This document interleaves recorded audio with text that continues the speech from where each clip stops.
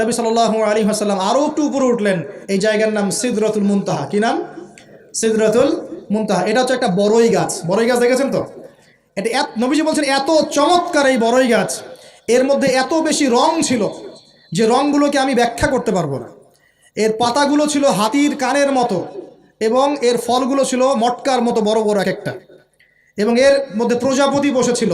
এই প্রজাপতিগুলোর রং এত চমৎকার যেগুলো আমাদের পৃথিবীর রঙের মতো নয়, মানে এগুলো ব্যাখ্যা করার মতো শব্দ আমাদের কাছে নাই। অ্যামেজিং। এটা কোন জায়গা? আমাদের সবার রুহগুলো যেখানে উঠে যায়। এটা কোন জায়গা? আমাদের সবার নেক আমলগুলো যেখানে উঠে যায়। সবার রুহ, মৃত ব্যক্তিদের রুহ বা আত্মা এবং নেক আমলগুলো এই পর্যন্ত ওঠে, এরপরে সেখান থেকে উঠিয়ে নেওয়া হয়, এরপরে তারা আর যেতে পারে না।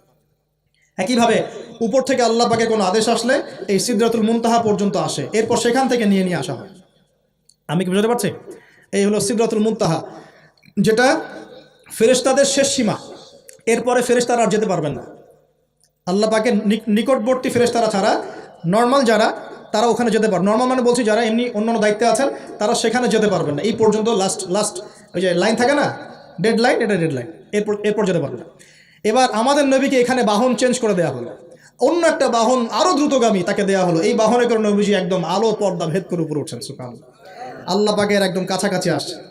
কাছাকাছি আসার পর তিনি বলছেন, আমি তখন শুনতে পেলাম যে আল্লাহ পাকের নিকটস্থ ফেরেশতা যারা আল্লাহর আদেশ লিখে রাখেন, তারা কলম দিয়ে লিখছে আল্লাহর আদেশ। এই কলমের লিখার খসখস শব্দ আমি শুনতে পেলাম। সুবহানাল্লাহ, আল্লাহু আকবার।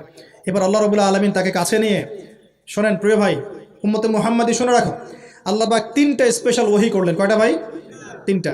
অন্যান্য অনেক কথা তো হয়েছে, সেগুলো তো আমরা হাদিসের মধ্যে আমরা ডিটেলস বলতে পারছি না, সময় শর্ট।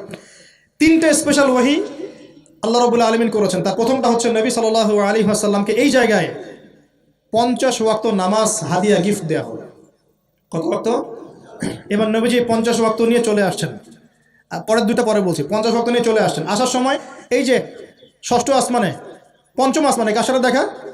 মুসা। কে আমাকে করছে? মুসা আলাইহিস সালাম। তিনি বলছেন, আল্লাহ পাক কি দিয়েছেন আপনাকে হাদিয়া? নবী সাল্লাল্লাহু আলাইহি ওয়াসাল্লাম বলছেন 50 ওয়াক্ত নামাজ। কত ওয়াক্ত? 50 ওয়াক্ত। নবী এবার মুসা আলাইহিস সালাম বলছেন, আমার উম্মতকে 2 ওয়াক্ত নামাজ দেওয়া হয়েছে, সেটাই আমার উম্মত আদায় করতে পারে নাই। 50 ওয়াক্ত নামাজ আপনার উম্মত পারবে না, আপনি কমাই নিয়ে আসেন, যান। তিনি আবার গেলেন 50 থেকে 45, আবার 45 থেকে 40, 40 থেকে 35, 35 থেকে 30, এই করতে করতে করতে করতে 5 ওয়াক্ত যখন আসলো, তখনও নবীজিকে বলা হচ্ছে আপনি আরও কমাই নিয়ে আসেন। নবীজি বলছেন, আমার যেতে লজ্জা লাগছে, আল্লাহ পাক আমাকে এত বেশি কমিয়ে দিলেন, আরও কমাতে চাইতে আমার লজ্জা লাগছে। দেখেন, মুসা আলাইহিস সালাম বলেছিলেন আমার উম্মতকে 2 ওয়াক্ত নামাজ দেওয়া হয়েছিল, আদায় করতে পারে নাই। উম্মতে মুহাম্মাদের মধ্যে এমন মানুষ নাই 2 ওয়াক্ত 1 ওয়াক্ত নামাজও পড়তে পারে না। নবীদের এটা হিকমা, দূরদর্শিতা। এবার নবী সাল্লাল্লাহু আলাইহি ওয়াসাল্লাম আল্লাহর কাছে গিয়ে আরজি পেশ করছেন।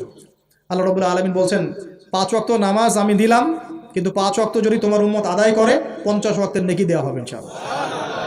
আরেকটা বেনিফিট তোমার উম্মতের যে কোনো ব্যক্তি যে আমলই করুক না কেন 10 গুণ বাড়ায় নেকি দেওয়া হবে ইনশাআল্লাহ। কিন্তু তোমার উম্মতের কোনো ব্যক্তি যদি গুনাহ করে, তাহলে গুনাহকে 10 গুণ বাড়ায় দিব না ইনশাআল্লাহ। গুনাহ একটাই থাকবে। গুনাহ কি হবে? একটাই থাকবে। আর নেকির কাজ করলে 10 গুণ বাড়ায় দেওয়া হবে। 1 টাকা দান করছেন 10 টাকার নেকি হবে। 1 রাকাত নামাজ পড়ছেন 10 রাকাতের নেকি হবে। একটা সেজদা করছেন 10টা সেজদার নেকি হবে ইনশাআল্লাহ। কথা বুঝতে পারছেন? এটা হলো একটা গিফট বা হাদিয়া। সেকেন্ড গিফটটা হচ্ছে আল্লাহ রাব্বুল আলামিন নবী সাল্লাল্লাহু আলাইহি ওয়াসাল্লামকে সূরা বাকারার শেষের 2টা বা 3টা আয়াত ওহী করলেন। কয়টা ভাই? শেষের 2টা বা 3টা। লিল্লাহি মা ফিস সামাওয়াতি, এখান থেকে ফানসুরনা আলাল কওমিল কাফিরিন পর্যন্ত।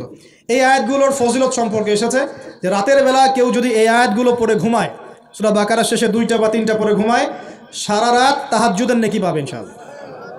এবং দৃশ্য অদৃশ্যের কোনো ক্ষতি, তার কোনো অনিষ্ট সাধন করতে পারবে না ইনশাআল্লাহ। এই যে সমস্যা হয় ঘুমের মধ্যে, জিনের সমস্যা, জাদুর সমস্যা, বদনজর ইত্যাদি, কোনো রকম প্রবলেম তাকে ফেস করতে হবে না ইনশাআল্লাহ। সূরা বাকারার শেষের কয় আয়াত? কমপক্ষে 2 আয়াত, যদি পারেন 3টা আয়াত পড়বেন। 2টা হাদিয়া হলো। 3 নম্বর হাদিয়াটা আরও বড়। 3 নম্বর হাদিয়া হচ্ছে নবী সাল্লাল্লাহু আলাইহি ওয়াসাল্লামকে আল্লাহ পাক বললেন, তোমার উম্মতের, একটু গৌর করে শোনেন, তোমার উম্মতের যে কোনো ব্যক্তি যত পাপই করুক না কেন, যদি আমার সাথে শিরকের পাপ না করে, শিরকের পাপ ছাড়া আমার সাথে সাক্ষাৎ করে, আসমান জমিন সমানও যদি পাপ করে, আমি আল্লাহ তার সামনে আসমান জমিন সমান ক্ষমা নিয়ে হাজির হব ইনশাআল্লাহ। এই উম্মতের যে কোনো ব্যক্তি খালি লা ইলাহা ইল্লাল্লাহ মুখ দিয়ে পড়েছে, ইসলামের সামনে আত্মসমর্পণ করেছে এবং শিরিক মুক্ত আমল করেছে, বেদাত মুক্ত আমল করেছে, ঠিক আছে, তার যত বড় বড় পাপই থাকুক না কেন, ইনশাআল্লাহ আল্লাহ পাক কোনো না কোনো ওসিলায় সেই পাপ মাফ করে দেবেন ইনশাআল্লাহ। এটা একদম লিখিত হয়ে গেছে। জান্নাতীদের 120 কাতার হবে, এই 120 কাতার মানুষের মধ্যে 80 কাতার হবে উম্মতে মুহাম্মাদের মধ্যে। আমরা কি শিরিক মুক্ত আমল করতে পারবো না ভাই? সাহাবীরা অবাক হয়ে বলছেন, যদি সে চুরি করে, যদি সে জেনা করে, নবীজি বলছেন যদি সে চুরিও করে, যদি সে জেনাও করে, তবুও তাওহীদ ঠিক থাকলে জান্নাতে চলে যাবে। এখন কি তাওহীদ ঠিক করে চুরি করা শুরু করব? তাওহীদ ঠিক করে কি জেনা করা শুরু করব? এখানে আল্লাহ পাকের তাওহীদের গুরুত্ব বোঝানো হয়েছে। আর যে ব্যক্তি প্রকৃত তাওহীদে থাকবে সে কি জেনা করতে পারবে?